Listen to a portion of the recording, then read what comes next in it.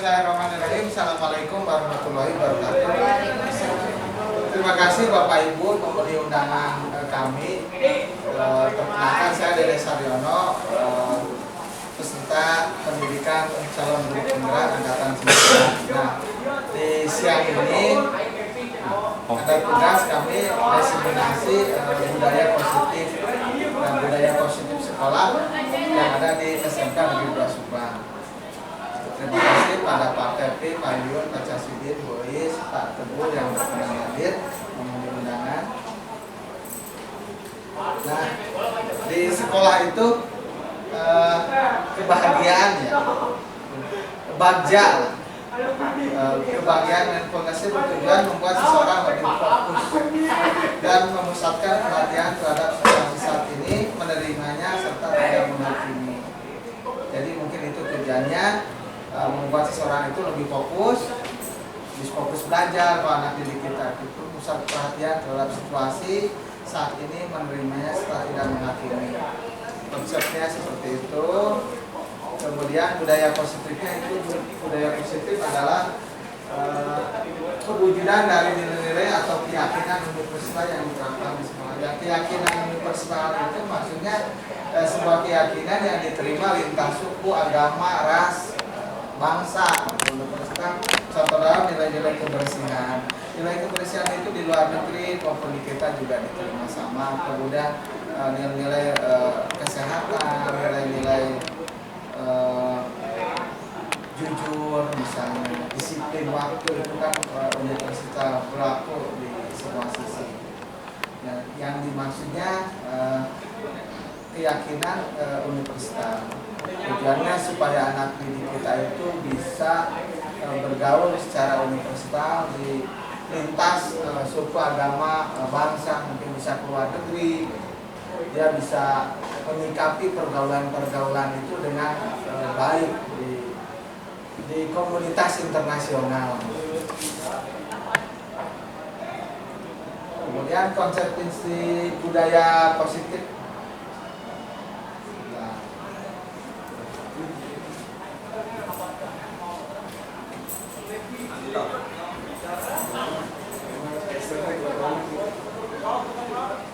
Konsep inti budaya positif itu salah satunya adalah perubahan paradigma belajar.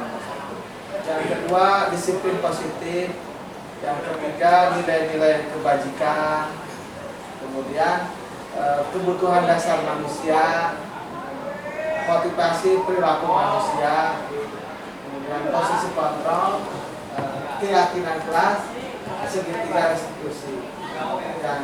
Yang saya bahas keyakinan kelas, segitiga restitusi saya sampaikan. Karena saya yakin sebetulnya di sekolah ini langkahnya sudah dilakukan. Nah, apa yang dimaksud dengan pembelajaran dan paradigma baru? Pembelajaran dengan paradigma baru merupakan pembelajaran yang dirancang berdasarkan prinsip pembelajaran berdiferensiasi, sehingga para peserta didik belajar sesuai kebutuhannya berdasarkan tahap perkembangan sesuai teori psikologi modern untuk mewujudkan profil pelajar Pancasila. Berdiferensiasi itu sesuai dengan karakter belajar peserta didik. Idealnya anak itu ada belajar yang kinestetik misalnya, tapi juga ada yang belajar penglihatan yang tajam, ada yang melalui pendengaran. Gaya-gaya belajar anak itu punya kebutuhan masing-masing. Kemudian bagaimana di sekolah kita misalnya hari besok itu dilakukan tes awal diagnostik. Tes awal diagnostik perlu sekali. Kemudian ada tes awal minat dan bakat. Kalau tes awal diagnostik itu nanti akan dipetakan, sebetulnya akan tingkat literasinya seperti ini, numerasinya pada tahap apa. Kemudian ada tes dari TBK untuk mengukur gaya belajar anak itu seperti apa. Nah, diharapkan ke depan pembelajaran itu bisa berdiferensiasi sehingga kita bisa melayani anak belajar itu sesuai dengan kebutuhan belajar. Mungkin intinya seperti itu. Nah, kalau untuk mengujakan profil Pancasila. Nah ini kan sudah dibahas di sekolah kita juga. Dari topik pelajaran Pancasila misalnya gotong royong, mandiri, kreatif. Mungkin di sekolah kita kemarin lebih mendepankan kreativitas.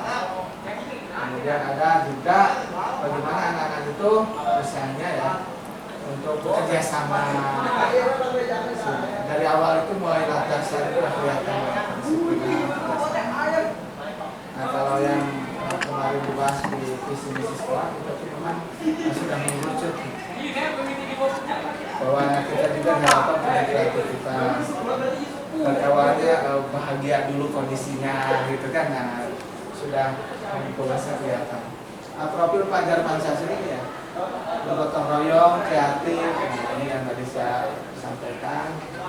Nah, berkebinekaan global itu tujuannya anak didik kita disiapkan dalam kancah pergaulan internasional. Bisa berinteraksi secara positif, bisa beradaptasi dalam pergaulan internasional. Jadi mereka juga harus punya toleransi yang tinggi. Kemudian beriman betapa kepada Tuhan Yang Maha Esa dan beragama Dia. Nah ini diharapkan anak-anak didik kita itu beriman kepada Tuhan Yang Maha Esa, kemudian punya akhlak yang mulia, akhlak yang baik, ramah di situ. Kemudian nah ini SMK itu ciri khasnya sebetulnya mandiri. Jadi anak-anak itu harus punya kemandirian, tidak tergantung pada guru. Dia punya kreativitas yang tinggi, belajar itu tidak hanya pada guru atau sekolah, di mana pun dia bisa. Nah, untuk industri lebih dibutuhkan pendapat kritis, kemampuan pada tingkatan leader itu nggak bisa. Nah ini profil pelajar Pancasila, tentu sekolah kita menerapkannya secara bertahap. Kalau semester mengambil 222 beberapa semester, karena ada yang wajibnya yaitu pekerjaan. Misalnya pekerjaan yang kreatif, pekerjaan yang mana gotong royong, yang sekolah kita kemarin bahas. Nah, ini mungkin yang dipelajari kemarin di guru penggerak, miskonsepsi tentang teori kontrol. Jadi pertama itu guru mengontrol siswa itu ilusi sebenarnya. Jadi ilusi bahwa semua penguatan positif, efektif dan bermanfaat. Ilusi bahwa kritik dan membuat orang merasa bersalah dapat menguatkan karakter. Ilusi bahwa orang dewasa memiliki hak untuk memaksa. Nah itu mungkin miskonsepsi yang coba kita bahas di siang ini.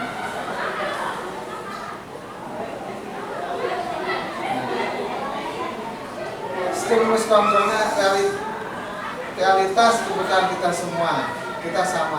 Realitas kebutuhan kita berbeda-beda. Semua orang melihat hal yang sama. Dari kontrol, setiap orang memiliki gambaran berbeda. Kita mencoba mengubah orang agar berpandangan sama dengan kita. Dari kontrolnya kita berusaha memahami pandangan orang lain tentang dunia.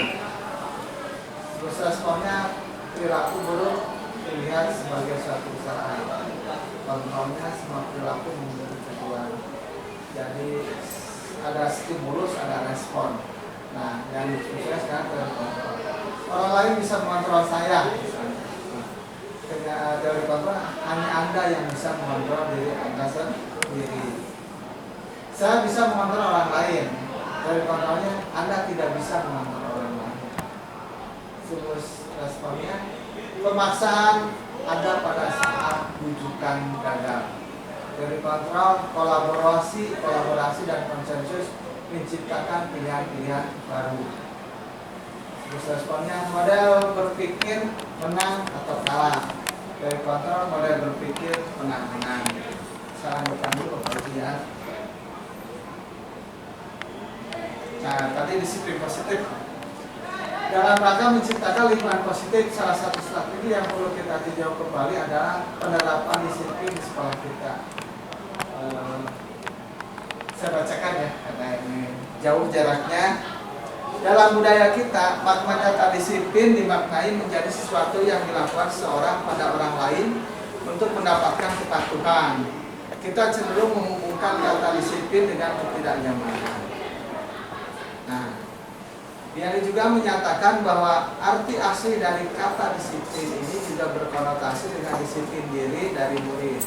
Murid Sokrates dan Plato, disiplin diri dapat membuat seseorang menggali potensinya menuju kepada sebuah tujuan, sesuatu yang dihargai dan bermakna.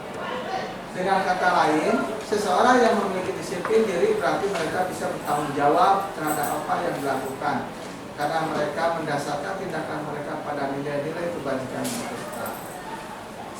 Sebagai pendidik, tujuan kita adalah mewujudkan anak-anak yang memiliki disiplin diri sehingga mereka bisa berperilaku dengan mengacu pada nilai-nilai kebajikan universal dan memiliki motivasi intrinsik bukan ekstrinsik. Jadi motivasi intrinsik itu motivasi yang dari dalam diri gitu. Kalau ekstrinsik kan dari luar, dorongan dari luar. Yang lebih kuat itu memang yang dari dalam. Nilai-nilai kebajikan, nilai yang disepakati bersama terlepas dari agama, ras, suku, bangsa, bahasa, dan latar belakang lainnya. Contoh nilai kebajikan institusi dan organisasi, misalnya apa ya, gotong royong, gitu, toleransi. Nih, profil pelajar Pancasila: beriman, bertakwa kepada Tuhan Yang Maha Esa, dan berakhlak mulia, berkebinekaan global, mandiri, berdarah kritis, gotong royong, dan kreatif. Di BO ya, toleransi, rasa hormat, ini dari yang lain, ini sumber lain. Integritas, mandiri, menghargai, antusias, empati, pengetahuan, kreativitas, percaya diri, kerjasama, dan komitmen. Itu dari sumber lain gitu. Kalau keterampilan hidup dapat dipercaya, lurus hati, pendengar yang aktif, tidak merendahkan orang lain, memberikan yang terbaik bagi diri. Ini tidak merendahkan orang lain, jadi tidak ada manfaatnya kita merendahkan orang lain. Nah, ini dibahas panjang bagaimana kita tidak merendahkan siswa kita. Nah, ini mungkin Bapak Ibu, ini sebuah teori ya. Kebutuhan dasar manusia satu itu sebetulnya kebutuhan bertahan hidup. Nomor pertama itu. Setelah dia kebutuhan bertahan hidupnya terpenuhi, baru dia memerlukan kasih sayang, rasa diterima, kebutuhan untuk diterima. Kebutuhan kasih sayang itu kalau di anak didik kita itu contoh nyatanya kebutuhan diperhatikan. Misalnya anak didik kita selesai mengerjakan tugas hari ini, nah itu mereka itu ingin diperhatikan, oh nilai tugasnya sudah bagus, atau datang tepat waktu dengan pakaian rapi, itu juga karena mereka butuh perhatian. Mungkin kita terjemahkan perhatian guru ke siswa dengan mengatakan, oh kalau dia anak itu kelihatan kalau dia pakai penjepit baru juga mungkin ingin disapa, oh jepitnya baru ya, itu perhatian baru. Lebih kompleks lagi. Ketiga, puasan itu kita artikan pengakuan atas kemampuan. Misalnya, oh Anda sudah bisa sunatnya bagus, hebat. Nah itu bahasa gitu kan penting. Dan anak ketika di depan kelas kemudian dia menunjukkan sebuah kemampuan, itu perlu diapresiasi. Kemudian kebebasan.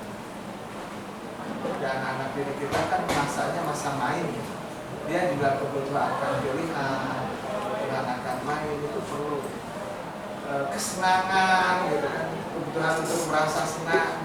Kalau di orang dewasa kebutuhan merasa senangnya beda-beda.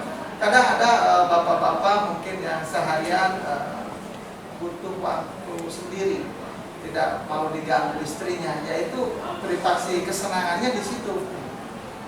Gak ada privasi kesenangannya mungkin dengan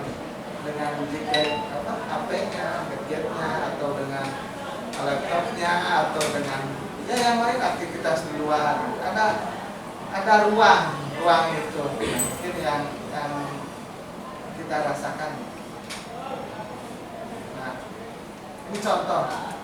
Dinda, seorang anak kelas 3 SD, begitu tiba di rumah, sepulang dari sekolah menangis dan mengadu pada ibunya bahwa dia benci pada ibu Rani. Menurut Anda, kebutuhan apa yang berusaha dipenuhi oleh Dinda? Jika jawabannya seperti ini, Bila Anda berada dalam posisi Ibu Rani, ibu guru, dan mendengarkan informasi dari ibunya Dinda tentang perasaan Dinda hari itu, apa yang akan Anda lakukan pada Dinda besok ketika Dinda masuk sekolah dan perempuan Dinda? Jawaban Dinda misalnya, ibu guru bilang aku tidak boleh bersenandung sewaktu mengerjakan tugas. Katanya kelas harus tenang, tidak ada suara. Kan nggak seru jadinya. Kebutuhannya berarti kesenangan. Tindakan kita sebagai guru apa? Atau ibu guru tidak menyapa aku hari ini, pada aku pakai jepit rambut baru. Ibu guru tidak menyapa aku hari ini, padahal aku pakai baju seragam yang bersih. Baju batik bersih. Jadi kebutuhannya kasih sayang dan rasa itu. Apa tindakan kita? Aku bosan, masa belajarnya cuma gitu aja dengan ibu guru aja. Nah, berarti kan kebebasan. Mungkin belajarnya di tempat yang berbeda, suasana yang beda. Mungkin lebih ingin ada banyak alat praktek di bengkel. Atau aku sebel gambarku tidak rapi, malah ibu guru menunjukin ke teman-temanku di depan kelas. Oh, ini gambarnya kurang rapi, gini. Karena dia butuh pengakuan, penguasaan bahwa saya itu mampu. Nah, itu mungkin Pak Budi apa yang akan kita lakukan bila anak didik kita nomor satu ya, tidak boleh bersenandung waktu menjalankan tugas. Katanya kelas harus tenang. Mungkin ya anak SD, itu yang kelas 3 loh, 3 SD. Ketika kita berimajinasi misalnya kelas 3 SD, anak-anak ingin nyanyi pada suasana ingin tenang, dia kan butuh kesenangan. Tindakan kita apa kira-kira Pak?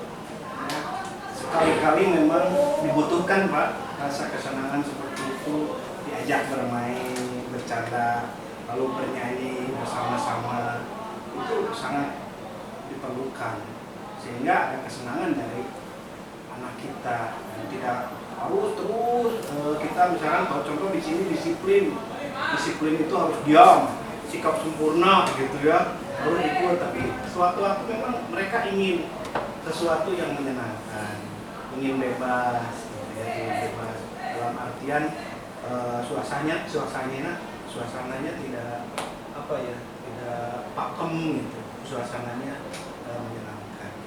Sebaiknya kita sebagai guru yang harus bisa menyesuaikan diri. Baik, terima kasih Pak Budi. Pak Teguh yang kedua, Pak Teguh, ibu guru tidak menyapa aku hari ini, pada aku pakai jepit rambut baru loh. Nah, dia butuh kasih sayang dan rasa diterima. Kira-kira langkahnya apa Pak? Kalau Pak Teguh ini guru kelas 3 SD. Sikap seperti itu ya, kita mungkin lebih peka juga ya. Jadi kan memang belum pernah kita ngajarin kelas SD gitu ya. Kebanyakan kita SMP yang dulunya cuek aja. Tapi kalau dikondisikan seperti itu mungkin terlebih apalagi anak saya perempuan gitu. Kalau pakai apapun dia intinya memang perlu diakui keberadaannya.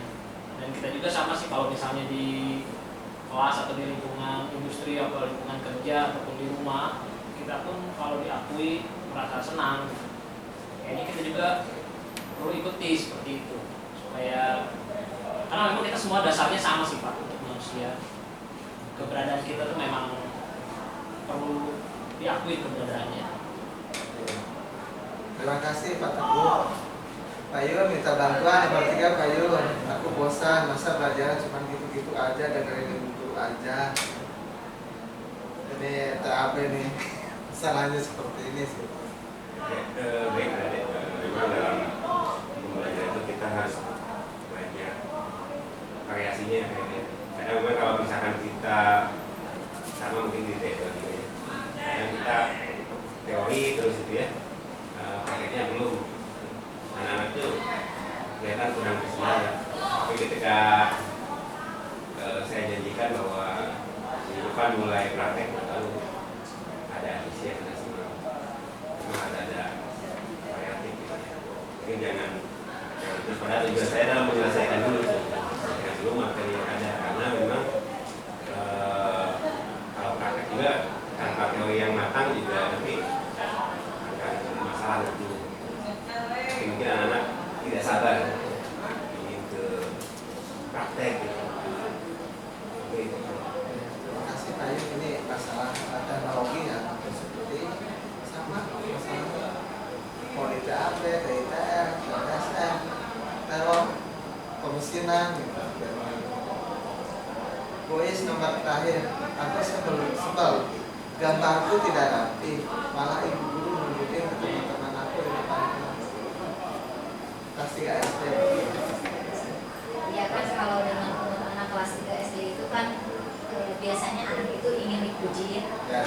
ingin dipuji apapun bentuknya kita harus memujinya karena setiap anak itu punya punya kompetensi masing-masing berbeda-beda seperti itu. Jadi sebaiknya anak mempunyai karakter yang seperti apapun kita harus bisa lebih memotivasi anak tersebut ya, baik yang menggambarnya rapi ataupun tidak, sehingga anak tersebut jadi lebih termotivasi lagi untuk kedepannya. Terima kasih Bu Yus. Diskusi kita sebelumnya hangat karena memang masalahnya hampir sama Bu. Saya lanjutkan ya. Ini materi yang saya terima, motivasi perilaku manusia itu satu, ini kan di sekolah saja. Kalau di sipil ada untuk menghindari ketidaknyamanan dan kenapa anak disiplin datang ke sekolah tetap takut dihukum, dipropos atau takut dipanggil oleh ketarunaan. Jadi mereka itu menghindari ketidaknyamanan. Kenapa datang ke pabrik jam 7? Takut nanti dihukum, dikasih SP mungkin, atau takut nanti gajinya dipotong. Ada. Kedua, untuk mendapatkan imbalan penghargaan dari orang lain ada yang kenapa kamu datang tepat waktu ke sekolah, misalnya, biar nanti pas dasarnya jadi 10 terbaik. Kenapa enggak ke sekolah bajunya rapi, karena supaya nanti dapat dari pujian dari temennya atau dari teman. Ada yang dia melakukan disiplin itu yang untuk mendapatkan imbalan atau penghargaan. Nah, untuk menjadi orang yang mereka inginkan dan menghargai diri sendiri dengan nilai-nilai yang mereka percaya. Jadi sebetulnya yang ketiga itu idealnya kita melakukan sesuatu itu ya karena nilai diri kita sendiri. Misalnya Bu Ani itu tiap hari datang ke sekolah tepat waktu karena beliau sangat menghargai dirinya sendiri dan beliau juga meyakini bahwa Bu Ani ini sebagai suri teladan bagi murid-muridnya dan ingin menanamkan nilai-nilai yang baik kepada murid-muridnya. Dan nilai yang dipercaya itu misalnya nilai tepat waktu, datang tepat waktu itu kan nilai yang dipercaya, sehingga ingin menanamkan nilai-nilai tepat waktu atau disiplin kepada murid-muridnya. Harapannya seperti itu di poin 3 ini.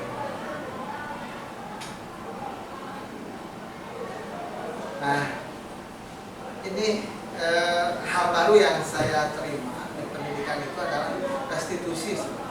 Kalau hukuman saya udah biasa dengar ya.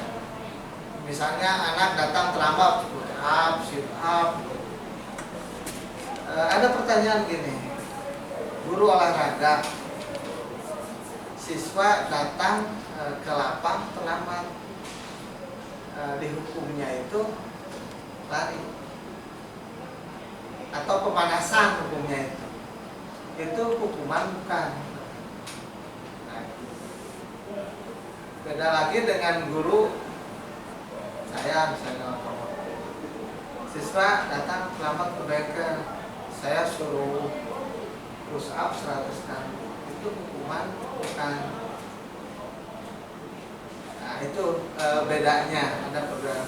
Mungkin kalau guru olahraga itu sudah komitmen sama siswanya, pokoknya nanti ya kalau datang terlambat ini gimana nih komitmennya, kita berikan diskusi segala macam. Pak, pemanasan nanti lari sekian keliling. Datang terlambat sekian keliling, yang datang duluan juga tetap pemanasan sekian keliling, itu lain soal.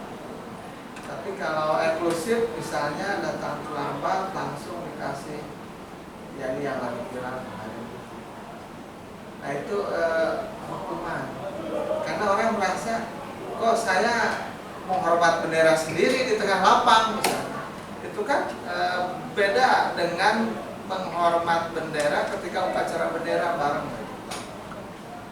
Itu kan bukan hukuman kalau sedang upacara bendera, yang memang konsekuensi ataupun sudah kesepakatan bersama gitu. Lain dengan 3 orang menghadap bendera gitu tengah hari karena mungkin datang terlambat. Itu perbedaan. Jadi memang agak penyikapannya beda. Nah yang dibahas itu kalau hukuman itu cenderung akan anak itu merasa disakiti. Saya ada yang terluka lah di hatinya. Terus tidak nyaman untuk siswa kita itu dalam jangka waktu panjang. Oh, kamu kemarin dihukum ya karena tidak pakai seragam seharian, misalnya tidak boleh pakai baju apa gitu, atau sepatunya tidak seragam, dia seharian tidak boleh pakai sepatu itu. Mungkin dia minder di kelas gitu. Karena bentuknya itu hukuman. Berlaku hanya pada sebuah institusi, tidak berlanjut pada kehidupan nyata. Ya hanya di sekolah kita.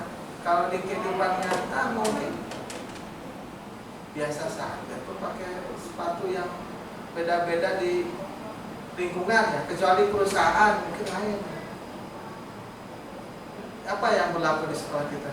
Misalnya hormat bendera, lari keliling, itu di perusahaan nggak ada tuh lari keliling, hormat bendera, tapi bentuknya lain, potong gaji atau apa. Mendorong menyalahkan diri, mencoba mendorong anak dalam perbuatan negatif, membayar impas kesalahan. Kamu kan salahnya ini ya, dihukumnya ini. Kamu salahnya itu ya, hukumnya ini. Kalau konsekuensi itu sebetulnya peraturannya sudah ada. Jadi anak itu taat sama peraturan. Kontrolnya dengan, jadi ini peraturannya mungkin sudah ditempel gitu. Tata tertib taruna, nah itu sudah konsekuensinya. Sampai terkelas kalau kelari keluar. Mengontrol anak sebetulnya supaya tidak berkelahi, tapi dengan penguatan positif. Nah, yang dimaksud dengan hak waktu jeda seorang diri tim out penahanan itu maksudnya gini. Ketika anak itu tidak melakukan A, konsekuensinya ini, sehingga anak itu tertahan jeda. Kalau Anda misalnya tidak menyelesaikan tugas, gambar saya, Anda tidak boleh bla bla bla. Anda harus mengerjakan ini tambah yang ini, sehingga anak itu ada penahanan. Anak itu kehilangan waktu, teman-temannya sudah kemana, itu juga ada rasa sih di anak. Kalau itu konsekuensi, karena kan udah kesepakatannya, kesepakatannya itu dibuat oleh guru dan anak, membantu guru menyatakan peraturan, melakukan peringatan dan menerapkan konsekuensi. Nah, ada lagi yang terbaru restitusi, animal baru. Restitusi itu harus dipelajari dan baiknya yang menyampaikan orang psikolog. Saya juga tidak kompeten, tapi yang saya terima ini cocok bagi guru di sekolah.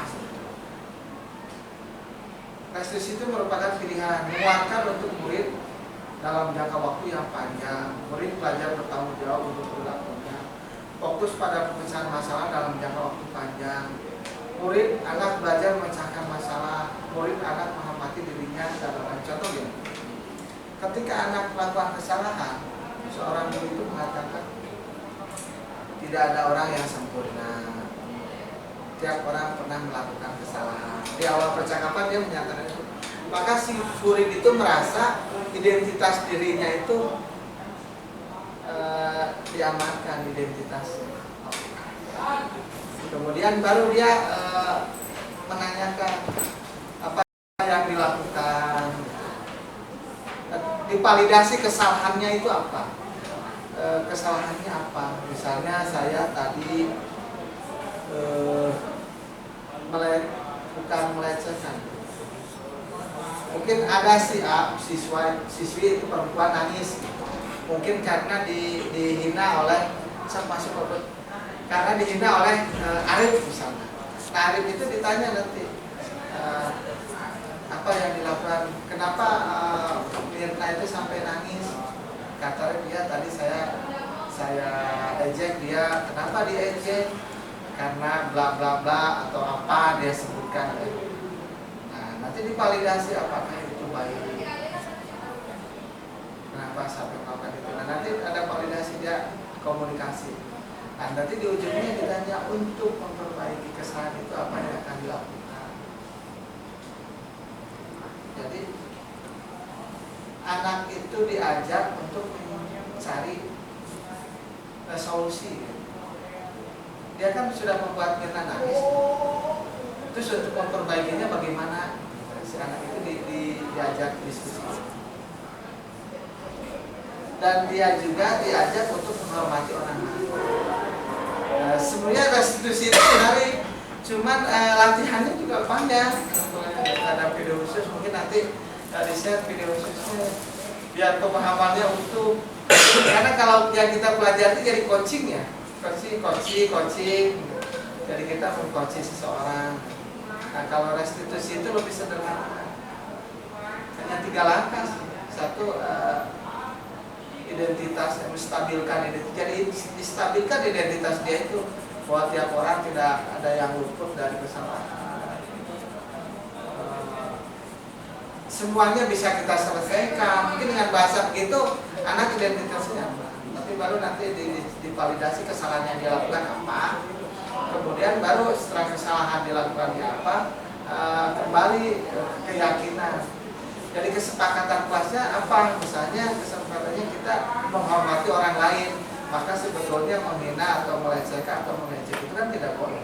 Nah, itu maksudnya. Untuk memperbaiki apa? Misalnya dia nanti saya meminta maaf, gini. Didorong. Jadi kita itu mendorong anak memecahkan sendiri, tidak memberi solusi langsung. Dituntun. Ini yang menarik di segitiga restitusi itu. Segitiga restitusi nanti kita diskusi ya. Saya ingin ke 5 posisi kontrol dulu. Menurut teorinya begitu. Dari Dian Gosen. Guru perlu meninjau kembali penerapan disiplin dalam ruang kelas mereka selama ini.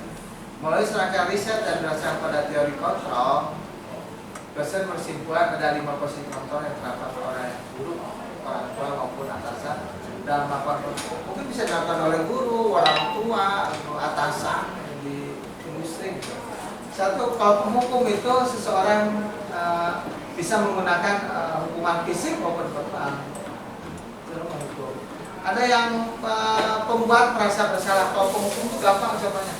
Kamu terlambat, jongkok, jalan jongkok 5 keliling, itu udah berhasil. Tapi ada juga yang membuat berasa bersalah. Kenapa kamu terlambat? Kamu nggak kasihan ibu, nanti ibu dimarahin kepala sekolah karena tidak bisa mengisi kamu datang tepat waktu. Jadi kan anak itu diajak merasa bersalah. Menggunakan keheningan yang membuat orang lain merasa tidak nyaman, bersalah atau rendah diri. Cirinya kalau pembuat merasa bersalah itu suaranya lebih kecil, pelan gitu. Diskusi gitu. Tapi ada juga yang melakukan teman, misalnya. Dia sambil ketawa, biasanya kan posisinya kalau sebagai teman ya melakukan ini ya, ini. Tolonglah hargain bapak gitu lah. Nah, itu kan bahasanya teman ya. Tolong bantu bapak, kamu besok datang ke bapak. Beda. Melakukannya siswa itu sebagai teman. Pada posisi ini tidak akan menyakiti murid, namun akan tetap berupaya mengontrol murid selalu persuasi. Jadi kita itu akan selalu mengontrol murid promosikan dengan pendekatan. Ada yang promosi pemantau. Ya kalau pemantau mah berdasar peraturan aja. Ada di dinding peraturannya, tata tertibnya, misalnya datang terlambat 5 menit hukumannya apa. Jadi bicaranya nanti kalau peraturannya ini konsekuensinya apa? Ini konsekuensinya tidak naik kelas. Ini konsekuensinya tidak dikirim PK. Ini konsekuensinya dikeluarkan. Nah, ada yang terakhir itu posisi manajer. Kalau manajer itu diibaratkan seorang manajer ya dia sudah mendalami. Kalau manajer kan mungkin dia akan mengambil supervisornya, leadernya apa, dia diskusi dengan temannya atau dengan bawahannya untuk memecahkan masalah. Jadi dia itu berbuat bersama dengan murid, mempersilakan murid untuk mempertanggungjawabkan perilakunya, mendukung murid agar dapat menemukan solusi atas permasalahannya sendiri. Misalnya gini, ada kasus misalnya siswa tidak fokus di kelas, nanti kalau bertindak sebagai manajer mungkin sebagai kaprok ya, dia akan memanggil Bu Guru Ani, diskusi apa yang terjadi di kelas, kira-kira solusinya seperti apa. Nah mungkin nanti yang Bu Ani yang ke anak. Jadi manajer itu manajemen, tidak langsung ke anak masalah. Jadi itu posisi manajer. Mungkin posisi-posisi ini pernah dilakukan oleh guru sebagai pembuktian. Tinggal kita yang paling pas posisi apa yang mau diambil kita terhadap siswa. Contoh ya, patuhi aturan saya atau awas. Ini posisinya apa ya? Penghukum. Patuhi aturan saya atau perbuatan. Awas, dan itu penghukum. Ibu sangat kecewa sekali dengan kamu. Kamu tidak bisa menyelesaikan tugas yang lain. Kamu malu berdua. Panggil sekarang. Ini posisinya apa? Membuat mereka merasa ibu sangat khawatir. Kamu kok bertindaknya seperti itu? Itu membuat biasanya nadanya lebih rendah. Ayo bantulah demi bapak ya. Nah, ini pastinya apa ya? Teman. Apakah kamu sudah mengerti konsekuensi yang harus dilakukan bila terlambat? Ini sebagai pemantau. Pokoknya mak konsekuensinya. Apakah kamu sudah mengerti konsekuensinya? Bila tidak nilainya selesai, tidak ada nilai, dirapot konsekuensinya. Apa rencana kamu untuk memperbaiki hal ini? Posisi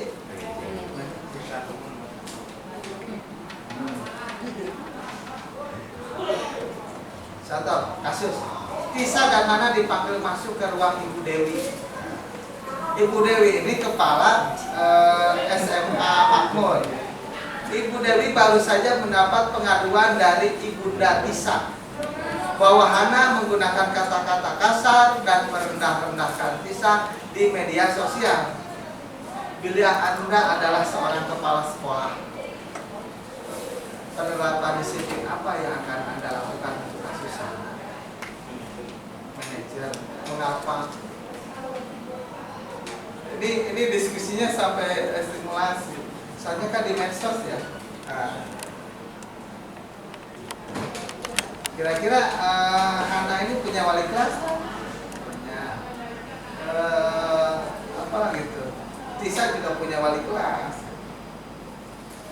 Nah, langkah-langkah di manajer itu yang akan dilakukan.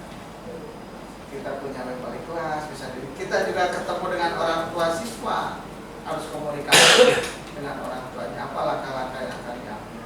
Jadi mencari solusi terbaik dari beberapa alternatif solusi itu bisa dibangun dengan komunikasi dengan tim kerja, dengan rekan guru, mungkin dengan orang tua, didiskusikan apa solusinya. Kan nanti dia memberikan solusi. Kita punya banyak solusi.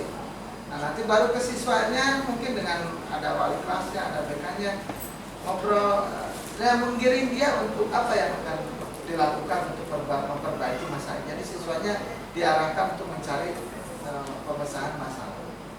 Itu kalau posisi sebagai manajer. Terakhir keyakinan kelas ya.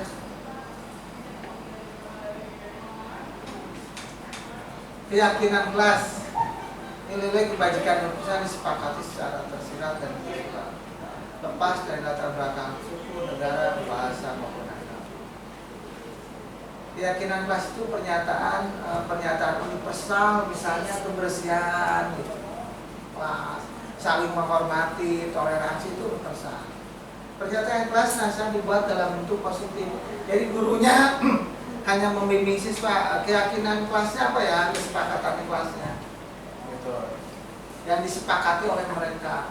Datang 5 menit sebelum jam mulai, tapi mereka harus punya kesempatan. Jadi keyakinan itu keyakinan usaha yang nilai kebajikan disepakati bersama. Keyakinan kelas hendaknya tidak terlalu banyak sehingga mudah diingat dan dipahami oleh keluarga kelas. Keyakinan kelas sebaiknya sesuatu yang dapat diterapkan di lingkungan kelas. Warga kelas hendaknya ikut berkontribusi dalam pembuatan keyakinan lewat kegiatan curhat pendapat. Jadi dilakukan curhatan di kelas. Keyakinan kelas apa yang akan dilakukan? Misalnya kebersihan, tanggung jawabnya piket, gini-gini, yang ambil air siapa, ini. Jadi disepakati bareng antara guru dan siswa. Terus ya bersedia meninjau kembali keyakinan kelas dari waktu ke waktu. Misalnya kesepakatannya di kelas tidak boleh menggunakan HP. Kesepakatannya di kelas tidak boleh atau bahasanya positif ya. Saling menghormati, saling menghargai teman. Nah itu kan bahasanya. Tidak negatif. Tidak boleh buang sampah sembarangan. Bahasanya kalau keyakinan kelas itu positif, buang sampah pada tempatnya. Tidak boleh buang sampah di sorong meja, bahasanya buang sampah di tempat sampah atau panci dan sebagainya. Atau tidak boleh ribut di kelas, ganti bahasanya menjaga ketertiban. Nah itu, jadi ciri khas keyakinan kelas itu bahasanya yang positif.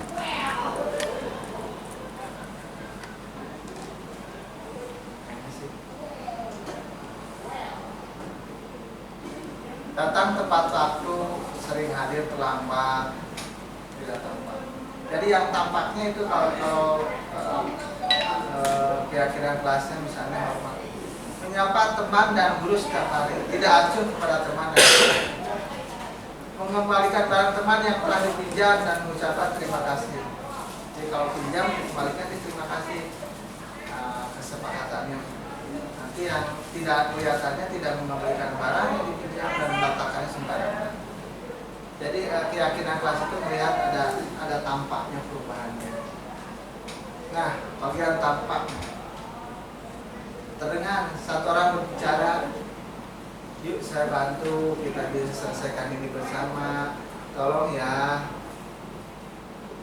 permisi, terima, boleh saya pinjam, nanti kan segera saya kembalikan. Yang terlihatnya berempati terhadap perasaan orang lain, memegang barang milik orang lain hanya dengan izinnya, mendengar dengan sesama, senantiasa berbuat baik dan berperilaku tersenyum, ramah, memberi salam, hormat, memberikan ruang bekerja, postur tubuh yang tenang. Yaitu bagian yang tampak, terdengar, terlihat, berperilaku. Ya, keyakinan kelas itu diarahkannya ke sana. Jadi ada yang tampak, yang tidak tampaknya apa? Mungkin menghina orang di medsos itu, misalnya menghina dengan kata-kata. Contoh ini mah ada satu sekolah curhatan. Guru tugasnya mengajar, murid tugasnya belajar. Nah ini guru peduli terhadap semua siswa, memberi tugas kembali. Guru tugasnya bukan menyakiti, memaksa. Guru tugasnya bukan merapikan barang-barang murid. Itu kewajibannya siapa?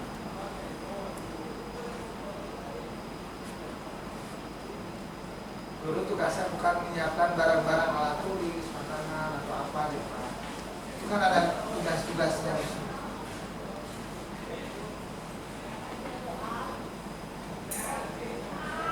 Nah ini guru tugasnya bukan melakukan tugas guru. Nah, ini mungkin saya khawatir salah.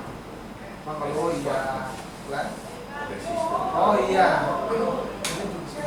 Ini siswa tugasnya bukan menyakiti, disakiti, mengeluh, merusak barang pribadi orang lain, melakukan tugas siswa. Nah itu bukan. Jadi guru siswa atau murid tugasnya bukan melakukan tugas guru. Memutuskan murid juga tugasnya bukan memutuskan untuk teman kamu. Itu salah satu contoh. Itu Bapak Ibu banyak hal yang disampaikan ya.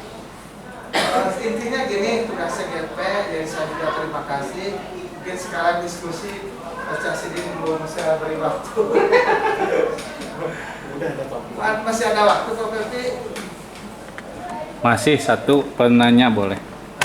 Pak Casidin, maka komentarnya atau tanggapannya seperti apa? Sebenarnya banyak yang menarik, sudah di halaman terakhir aja Pak Dede. Sebenarnya banyak yang menarik ya, yang tentunya mungkin yang bisa harapannya Bapak Ibu CGP itu memang merubah wajah pendidikan yang selama ini terjadi yang dianggap memang belum efektif, termasuk dengan kurikulum Merdeka ini juga sebenarnya seperti itu ya. Nah ini ada hal yang menarik sebenarnya dari contoh yang dipaparkan oleh Pak Dede, curah pendapat guru dan murid-muridnya, tugas saya guru dan tugas kamu murid. Nah di sini ada tugas guru sebelah kiri dan tugas murid sebelah kanan. Nah ini ada yang tadi mungkin sedikit disinggung oleh Pak Dede juga, murid melakukan tugas guru. Nah saya kemarin sebenarnya sedikit bertanya juga dengan prakarsa yang dilakukan oleh kita, bahwa untuk membersihkan kebersihan kamar mandi itu kita pikirkan anak. Nah apakah ini tidak masuk ke ranah ini? Nah, saya khawatirnya offset ya. Jadi sebenarnya itu tugas, mohon maaf ya, petugas kebersihan yang harusnya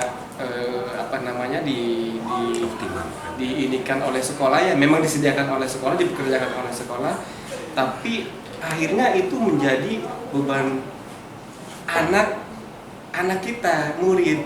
Nah itu Pak Dede mungkin kemarin sudah menyampaikan juga, apakah ini nggak offset nih posisi anak-anak, dipikirkan apakah tidak merampas hak belajar anak-anak kita. Seharusnya mereka ada di kelas atau mungkin di ruang belajar, tetapi anak-anak kita dipikirkan untuk menjaga kebersihan fasilitas sekolah. Itu Pak Dede. Baik, nah ini renungan kita bersama, kita diskusikan kembali. Seandainya di sini sudah ada celaka ya, apa istilahnya? Tugas kebersihan. Misalnya di sini ada tugas kebersihannya siapa itu? Pak Nana, itu kan sudah ada tugas tupoksinya. Nanti kita bicara mengenai tugas murid seperti apa, tugas guru seperti apa, tugas Pak Nana apa. Misalnya membersihkan kembali PC yang sudah digunakan. Nah itu mungkin tugas siswa karena sudah pakai. Atau merapikan kembali gayung ember yang sudah dipakai, itu juga. tugas gurunya apa? Gitu kan? Nah, apakah sebagai apa ya? Memberikan dukungan apa? Apakah melihat, gitu kan? Memeriksa. Nah, itu tugas Pak Nana apa? Misalnya memperbaiki keran yang patah, gitu. Itu di masjid Pak, terutama keran yang patah atau menutup saluran yang bocor, itu tugasnya. Mungkin itu tugasnya tim masyarakat. Tidak kemudian kata baca software, guru nanti balik ke keran atau guru merapikan fasilitas digunakan murid, itu juga betul. Sebetulnya keyakinan kelas itu disepakati untuk menanamkan nilai-nilai tanggung jawab kepada murid. Murid kan sebetulnya diajak tanggung jawabnya terhadap apa yang dia lakukan. Kalau kita misalnya gini, menutup keran yang sudah dibuka, itu kan tanggung jawab ya. Tidak kemudian dibuka atau menggunakan ember sesuai porsinya, atau menggunakan membuka pintu, menutup pintu dengan baik dan benar juga. Tidak kemudian 3 hari pintu WC masih sudah, atau ini keran di sini baru 3 hari Pak ada berkah, sekarang berapa tahun. Yang pertanyaan saya, bagaimana dia cara memutarnya itu sampai 4 tahun? Kuatnya kok hanya seminggu? Nah, itu juga mungkin yang dimaksud. Apakah itu bisa didudukan kembali pada porsinya? Kalaupun misalnya ada inilah tulisan, bukan baliho ya, himbauan, misalnya tutup kembali keran yang sudah Anda gunakan, tempel di atas keran. Rapikan kembali gayung dan ember yang sudah Anda pakai, tempel di atas itunya ember. Simpan kembali ember pada tempatnya. Ember ini memang di WC1 ya, jadi WC1 tidak boleh ember itu pakai nyiram kemudian simpan. Itu mungkin yang syarat baca sendiri harus kita dudukan kembali sehubungan dengan tugas kita itu dalam rangka WC bersih. Takutnya tidak mendudukan sesuai tempatnya dan tidak mengajarkan siswa untuk bertanggung jawab terhadap apa yang dilakukan. Mungkin itu ya. Ada tambahan dari yang lain?